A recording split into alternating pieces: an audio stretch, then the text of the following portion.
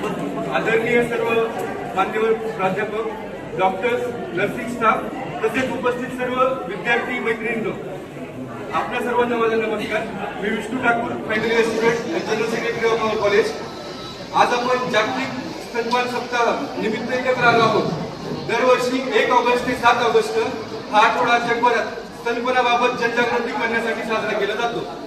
यावर्षीची संकल्पना आहे जीवनाची शाश्वत सुरुवात जी प्रभावी आहे त्याला आणखी बळकट करणे. या संकल्पनेचा उद्देश आहे प्रत्येक आईला स्तनपानासाठी आवश्यक ते सहकार्य, प्रोत्साहन आणि मार्गदर्शन मिळावे हा आहे. तर आज माझे बॅचमेट फायनल इयर स्टुडंट्स इथे एक नाटक सादर करणार आहेत, ज्याच्यामध्ये तुम्हाला स्तनपानाचे महत्व कळेल. तुम्हाला फक्त नमस्कार मंडळी, आज आम्ही आपल्यासमोर एक अतिशय महत्वाचा आणि कौटुंबिक जीवनाशी संबंधित विषय घेऊन आलेलो आहे, स्तनपान जनजागृती. खरं तर आईचं दूध हे बाळासाठी एक अमूल्य वरदान आहे, पण काही अज्ञान आणि गैरसमज याच्यामुळे नवजात बाळाच्या आरोग्याशी संबंधित अनेक समस्या निर्माण होऊ शकतात. अशाच काही समस्या निष्काळजीपणामुळे आणि गैरसमजामुळे निर्माण होतात.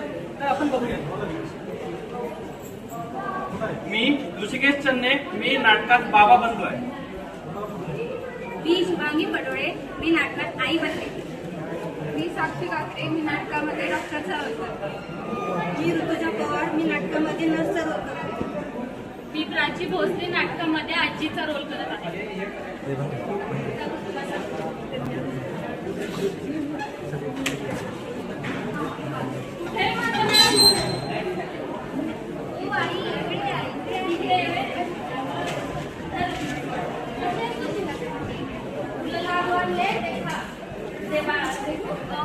आई हात स्वच्छ करून घ्या.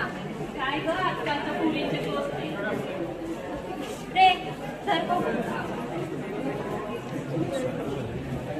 किती मोठी दिसतंय ग बाळ, बोलणंच आहे. त्याच्या डोळ्याचे तुझ्यावर सारखे दिसतात.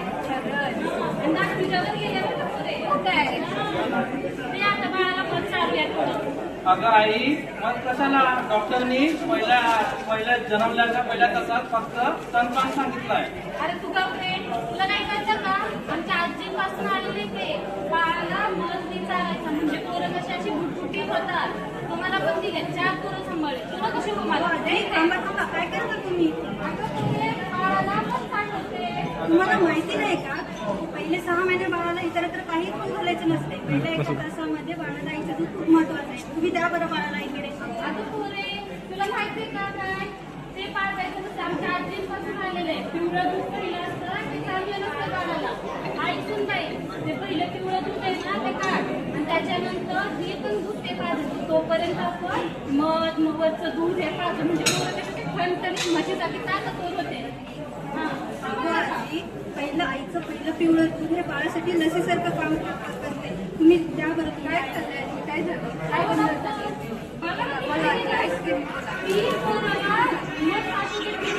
आणि पिवळं दूध पाजायचं. बघा, मला सांगते, पहिले तुम्ही शांत व्हा. तुम्ही ऐका, कुठल्याही बाळासाठी ना त्याच्या आईचं स्वच्छ आणि सुरक्षितच असतं. आणि जो तुम्ही म्हणताय ना पिवळं दूध पाजायचं नाही, ते केवळ अंधश्रद्धा आहे. तुम्ही ऐकून आला असेल, तुम्ही पण ऐकलं असेल, लोक म्हणतात. पण असं काही नसतं. पिवळ्या दुधामुळे ना बाळाची रोगप्रतिकारक शक्ती वाढते. पहिली गोष्ट जी सगळ्यात महत्वाची असते, त्यामुळे संसर्गजन्य आजार पण टाळतात आणि बाळाची पौष्टिक आणि शारीरिक वाढ पण होते. मग द्यावं लागेल का नाही बाळाला पिवळं दूध थांबवावं राहायची? अगं बाई, हे सगळं काय आम्हाला माहितीच नव्हतं. हो, कारण अशी अंधश्रद्धा आहे जे लोक बाहेरून ऐकून येतात आणि पिवळं दूध टाकून देतात. पण ते बाळासाठी महत्वाचं आहे, तर कधी दिलंच पाहिजे. म्हणजे आमच्या आजीकडून आलेलं आहे की पिवळं दूध पाजायचं नाही, ते सगळं चुकीचंच आहे. हो आजी. घर बाई सुन बाई पाच दूध. डॉक्टर हुशार दिसती बाई. म्हणूनच डॉक्टर आहे.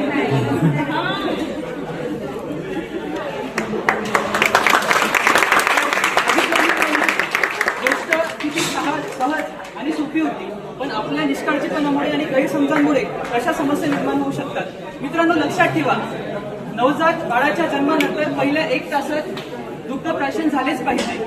पहिल्या 6 महिन्यात बाळाला आईचं दूध सोडून दुसरा कुठलाही पदार्थ देऊ नये आणि त्यामुळे अशा समस्या निर्माण होऊ शकतात. तर मित्रांनो, आता आपण बघूया अकाली जन्मलेल्या बाळामध्ये आणि जन्मतः कमी वजन असलेल्या बाळामध्ये कसल्या प्रकारच्या समस्या निर्माण होतात आणि त्यावर कांगारू मदर केअर कशा प्रकारे उपयुक्त ठरू शकते. हो आई, आलात का तुम्ही? हे बघा. कसं वाटतं मला? किती वाटायला लागलीये? अगं बाई, एकतर पोरगं हे 9 महिन्याचं आज जन्मलंय. उगाचमध्ये मी कमीच वाटतंय गं. तर काय सुट्टी ठेवायचं नाही का म्हटले डॉक्टर? नाही, डॉक्टर असं काही सांगितलंच नाही मला. थांब जरा बाई, मी विचारते.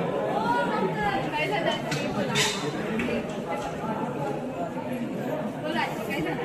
हे पोरगं 9 महिन्याचं आज जन्मलेलं आहे. उगाचमध्ये त्याला काय करायचं नाही का? मला माहिती आहे. तुम्हाला सांगते, बाळ स्थिर आहे, बाळाचं सगळं चेक केलेलं आहे. बाळाला काही नाही, फक्त तुम्ही जसं म्हणताय ना बाळाचं वजन थोडंसं कमी आहे. तुम्हाला पण सांगितलं असेल ते. त्यासाठी आपण कामाला मदत केअर चालू करू. ते खूप उपयोगाचं आहे बाळासाठी. ही कंगारू मदत केअर काय असतं पण? कांगारू मदर केअरमध्ये आईने आपल्या बाळाला छातीशी पतीच्या संपर्कामध्ये ठेवली तिला उठते कांगारू मदर केअर. पण हे कसं करायचं डॉक्टर? हा, मी ते सांगते तुम्हाला. तर सगळ्यांनी बाई, नीट ऐका. डॉक्टर सांगते, नीट लक्ष देऊन नाही. सगळ्यांनी नीट ऐका. जर त्यांच्या घरी नाही लक्षात राहिलं तर तुम्ही पण परत त्यांना सांगू शकता कसं करायचं. ठीक आहे? पहिल्यांदा तुम्हाला सांगते, तुम्ही कम्फर्टेबल पोझिशनमध्ये तुम्हाला जी असेल, तुम्हाला बसायचं असेल, आधी झोपायचं असेल, पहिल्यांदा स्वच्छ हात धुवून घ्यायचे बाळाला पकडण्याच्या आधी. आणि नंतर बाळाला लंगोट घाला, मोजे पण घालू शकता तुम्ही, कारण बाळाला लहान बाळाला थंडी जास्त लागत असते. नंतर तुमचे जे लूज कपडे घालायचे कपडे पण, आणि तुमच्या बाळाची संख्या तुमच्या त्वचेच्या डायरेक्ट कॉन्टॅक्टमध्ये असली पाहिजे. तुम्ही तुम्ही असं ठेवता, मी तुम्हाला सांगते कसं करायचं.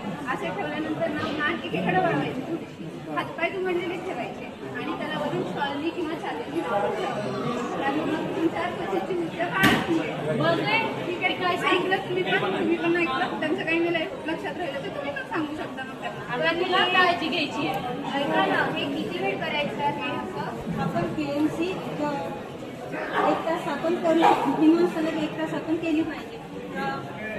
जेवढं जास्त वेळ दिवसातून करता येईल तेवढं आपण केलं पाहिजे. काय आपल्या म्हणताय? वयात बाळाचं वजन 2.5 किलो होईपर्यंत आपण KMC करतो. आणि असं काही नाही की तुम्हीच करायचं म्हणून तुम्ही पण करू शकता. तुमच्या पण छातीच्या कॉन्टॅक्टमध्ये बाळाला ठेवू शकता.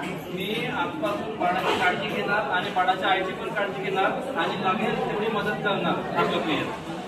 KMCचा काय पण फायदा होतो का खरंच पण? ते नक्कीच होतं ना, होतं. आपण जे बाळांचं वजन 2.5 किलोच्या खाली असतं ना, त्या बाळांना आपण KMC कामगार मदत करतो.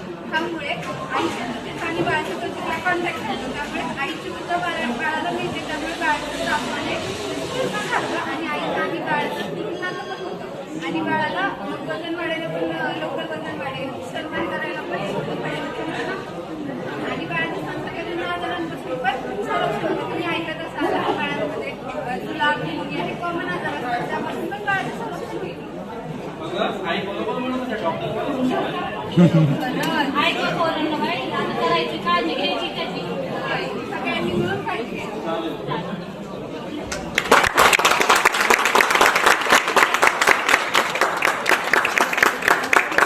जर बघितलं मित्रांनो, कांगारू मदर केअर प्रत्येक अवधानी जन्मलेल्या बाळामध्ये आणि जन्मतः कमी वजन असलेल्या बाळांमध्ये कशा प्रकारे उपयुक्त ठरू शकते. कांगारू मदर केअर पात्र बाळामध्ये जर आपण व्यवस्थित दिलं तर आरोग्याशी संबंधित अनेक समस्या टाळता येतात आणि या सहज गोष्टींकडे आपण लक्ष द्यायला पाहिजे आणि व्यवस्थित थँक्यू.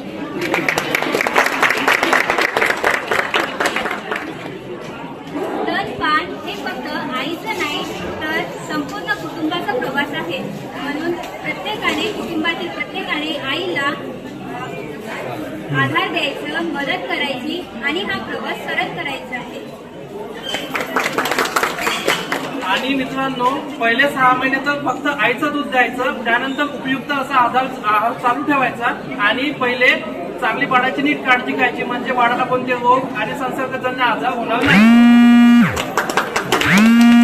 लोकांना वाटत असतं बाळासाठीच उपयोग नाही, ते बाळासोबत उपयोगाचं असतं. ते